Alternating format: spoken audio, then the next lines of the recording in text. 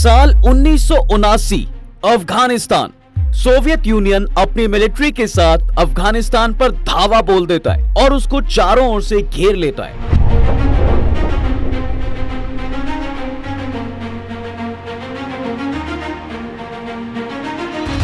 Soviet यहां America से पहले अपना दबदबा बनाना चाहता था, जिसकी वजह से ये सब शुरू हुआ।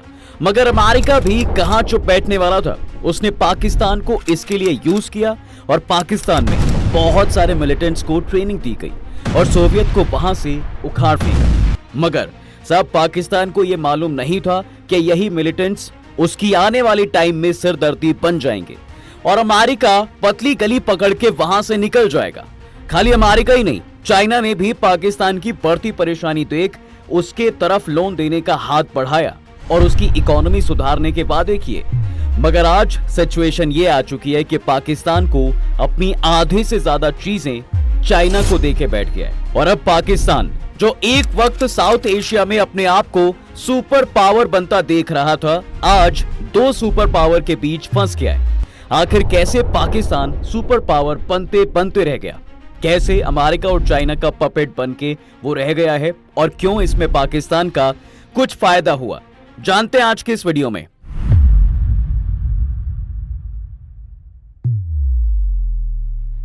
देखिए, पाकिस्तान आजाद होते ही सुपर पावर बनने के सपने देखने लगा था, क्योंकि उसको पता था कि उसके पास सबसे बड़ा हथियार है और वो था रिलीजन।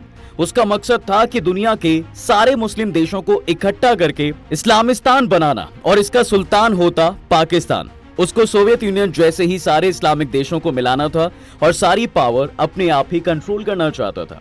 इसलिए 1947 में आजादी के बाद ही पाकिस्तान के टॉप रैंकिंग लीडर यानी चौधरी खालिकुज्जमान पूरे मिडिल ईस्ट का दौरा करते हैं। लेकिन वो एक ऐसा दौर था जहां मिडिल ईस्टर्न कंट्रीज अपने ही डोमेस्टिक इश्यूज में फंसी हुई थी और इसलिए उनका ये प्लान पूरा नहीं हो पाया। लेकिन पाकिस्तान अब पावर के लिए भूखा हो गया है, इसलिए उसने ऑर्गेनाइजेशन ऑफ इस्लामिक कोऑपरेशन की स्थापना की और ये वो ऑर्गेनाइजेशन है जो आज की तारीख में भी दुनिया की सबसे बड़ी और इस्लामिक नेशंस की सबसे इन्फ्लुएंशियल ऑर्गेनाइजेशन है। पाकिस्तान अब अपने दूसरे मूव पर था और यहाँ उसने छोटे मुस्लिम कंट्रीज को टारगेट किया और उनकी आजादी और उनकी बातों को बड़ी बड़ी यूनाइटेड नेशन की असेंबलीज में रखने लगा। पाकिस्तान चाहता था कि उसका छोटे नेशंस पे भी सबसे पहले कंट्रोल हो, ताकि वो इनके थ्रू बड़े इस्लामिक नेशंस को अपनी तरफ खींच सके। लेकिन पाकिस्तान का असली रिलीजियस गेम तो कहीं और ही चल रहा था और ये रीजन था सेंट्रल एशिया, जो कि उस टाइम सोवियत यूनियन के कंट्रोल में था।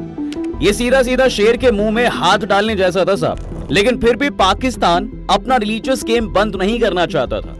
1984 में पाकिस्तानी इंटेलिजेंस ने कुरान के 5000 कॉपीज को इलीगली सोवियत यूनियन के साउदर्न बॉर्डर्स के थ्रू स्मगल किया था। इसके अलावा नारकोटिक्स, वेपन्स और भी कई सारे इस्लामी बुक्स भी सोवियत बॉर्डर के अंदर पहुंचाए जा रहे थे। इसलिए ही आज कम्युनिस्ट सोवियत के 15 में से 6 नेशंस तो मुस्लिम मेजॉरिटी ही हैं। पाकिस्तान यूएसएसआर को डिस्टेबलाइज करके इसी चीज का एडवांटेज लेना चाहता था और इसलिए वो इन देशों में इस्लामिक रेडिकलाइजेशन को बढ़ाने की कोशिश कर रहा था। अपने इस मकसद को सक्सेसफुल करने के लिए उसने मिलिटेंट्स और टेररिस्ट को भी सपोर्ट करना शुरू कर दिया और सेंट्रल एशिया के देशों में इनको एक्सपोर्ट करना शुरू किया। 1991 में सोवियत यूनियन का कोलैप्स होता है और पाकिस्तान तभी इन देशों को डिप्लोमेसी और ट्रेड जैसी बड़ी चीजों में हेल्प करना शुरू कर देता है, जिसकी वजह से उनके रिश्ते पाकिस्तान से बहुत ज्यादा मजबूत हो जाते हैं। अब इसके साथ ही पाकिस्तान के बढ़ते वर्चस्व को देखते हुए बाकी जो वेस्टर्न कंट्रीज थी उसको भी सपोर्ट करने लगी और अमेरिका और यूके के टॉप पॉलिटिशियंस और पर्सनालिटीज अक्सर पाकिस्तान में देखे जाते थे। इसलिए भी पाकिस्तान को भी इतनी बड़ी सुपर पावर की छत्र छाया में मजा आने लगा। अब वो इन देशों को इंप्रेस करने की होड़ में लग गया था।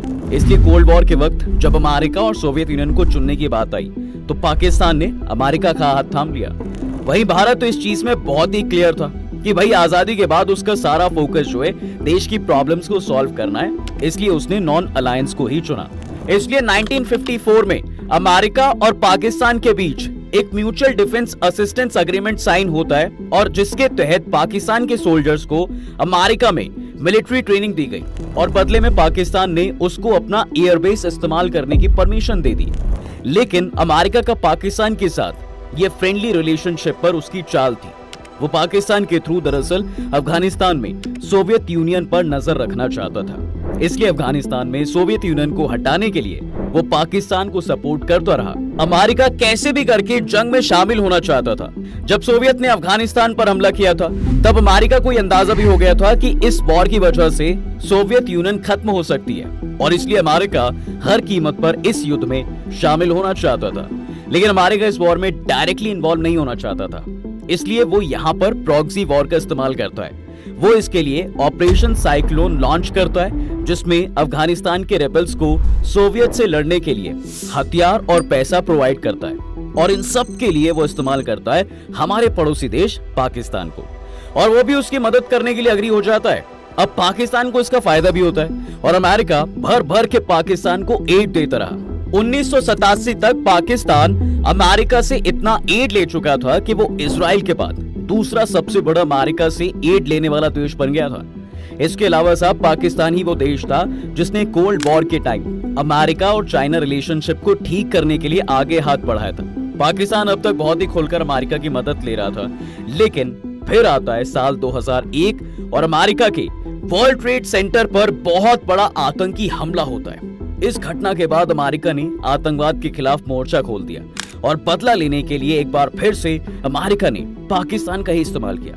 पाकिस्तान को अपनी साइड करने के लिए अमेरिका ने पुरानी सरकारें द्वारा लगाए गए सभी सैंक्शंस को हटा दिया, और साल 2003 में तो अमेरिका ने पाकिस्तान के $1 बिलियन तक के लोन माफ कर दिए थे।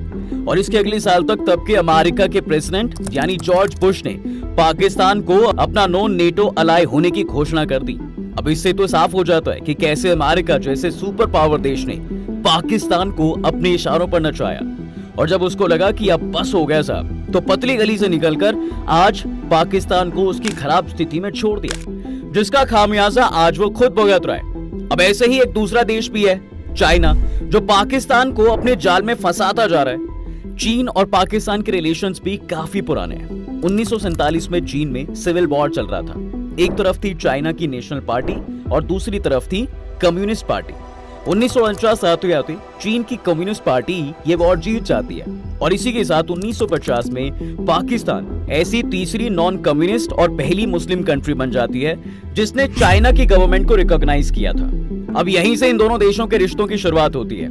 अब जैसे कि हम सब जानते हैं साहब कि चीन हमेशा से ही भारत के अरुणाचल प्रदेश को अपने देश का हिस्सा कहता आया है। ठीक इसी तरह पाकिस्तान भी भारत के कश्मीर को अपना कहता आया है। ऐसे में देखा जाए तो चीन और पाकिस्तान इंडिया को अपना आम दुश्मन मानते हुए अपने आप से रिश्ते मजबूत करते रहे हैं। जहां 1965 और 1971 की वॉर में पाकिस्तान को चीन ने सपोर्ट किया था, और यहां तो कई लोगों का तो ये भी मानना है कि इन दोनों ही वॉर में चीन ने पाकिस्तान को मिलिट्री सप्लाई और अपने ट्रूप्स भेजे थे। इसके बाद 1978 में चीन और पाकिस्तान के बीच काराकोरम हाईवे बनता है, जो गिलगित बाल्टिस्तान के रीजन को सीधा चीन के सिल्क रोड से कनेक्ट करता है। अब इस प्रोजेक्ट से दोनों देशों के रिश्ते और मजबूत हो गए, और इसी के साथ चीन ने पाकिस्तान के डेवलपमेंट में अपना कदम रखा। आगे चलकर इस स्टेप ने एक तरीके से पाकिस्तान को चीन का गुलाम बना दिया है। और इसके बाद साल 2015 में चीन अपने एम्बिशियस प्रोजेक्ट यानी बेल्ट एंड रोड इनिशिएटिव शुरू करता है। पाकिस्तान के साथ चाइना पाकिस्तान इकोनॉमिक कॉरिडोर की शुरुआत करता है। CPEC में अपने प्रोजेक्ट को कंप्लीट करने के लिए पाकिस्तान को चाइनीज पैसों की जरूरत थी, और इस मौके का फायदा उठाते हुए चीन अपनी अनएथिकल टर्म्स एंड कंडीशंस के साथ पाकिस्तान को कई प्रोजेक्ट्स के लिए लोन देता है, और इसी तरह से पाकिस्तान चीन के जाल में बड़ी ही आसानी से फंसता जाता है। वो अपनी डेट ट्रैप पॉलिसी में ऐसा फंसाता है कि आज भी पाकिस्तान पर $1 बिलियन का कर्ज चढ़ चुका है। IMF के डेटा के हिसाब से पाकिस्तान के $126 बिलियन की टोटल एक्सटर्नल डेट में से $30 बिलियन चाइना होल्ड करता है। अब देखिए, पाकिस्तान को डेट के जाल में फंसाने के बाद अब चीन की नजर है उसकी मीडिया पर। सितंबर 2021 में दोनों देशों ने एक नए फोरम की शुरुआत की थी, और इसका नाम चाइना पाकिस्तान मीडिया कॉरिडोर रखा गया।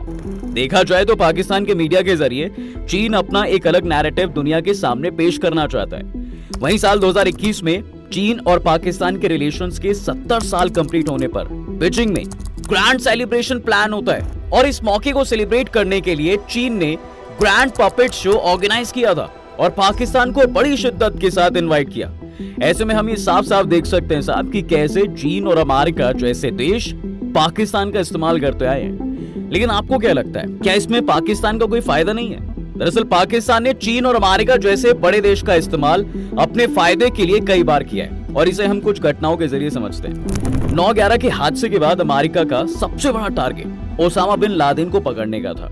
इसके लिए अमेरिका ने अफगानिस्तान में अटैक करने के लिए पाकिस्तान से उनके एयरबेस मांगे थे और पाकिस्तान ने खुशी खुशी अपने एयरबेस दे भी दिए थे। पाकिस्तान के इस जेस्चर को अप्रिशिएट करते हुए साल 2003 में अमेरिका ने पाकिस्तान के $1 बिलियन के लोन को माफ कर दिया। अब इसके बाद अमेरिका के ही पैसों से पाकिस्तान ने अपने एक मिलिटेंट फोर्स बना ली और उसका इस्तेमाल वो आज भी कश्मीर रीजन पर करता आया है। एक तरीके से देखा जाए साहब तो अमेरिका के पैसों से पाकिस्तान ने अपने पर्सनल वॉर के लिए एक सेना बनाई है। उसके अलावा ये बात कितनी अजीब लगती है कि अमेरिका जैसे सुपर पावर देश को पाकिस्तान से ओसामा बिन लादेन को पकड़ने के लिए मदद मांगनी पड़ी थी, लेकिन अंत में पता चलता है कि ओसामा को बनाने वाला भी पाकिस्तान था। इतने बड़े धोखे के बाद भी अमेरिका पाकिस्तान को फॉरेन एड प्राइवेट करता रहा है। इसके साथ $400 मिलियन F-16 के स्पेयर पार्ट्स भी अमेरिका पाकिस्तान को देता है। इसके अलावा Pakistan financial action task force की ग्रे लिस्ट से भी आसानी से बाहर हो जाता है। अब यहाँ पर सोचने वाली बात यह है कि साल 2022 में IMF श्रीलंका की मदद नहीं करता, लेकिन पाकिस्तान की मदद के लिए तैयार हो जाता है। और देखा जाए तो इन सब के पीछे सबसे बड़ा रीजन अमेरिका ही है।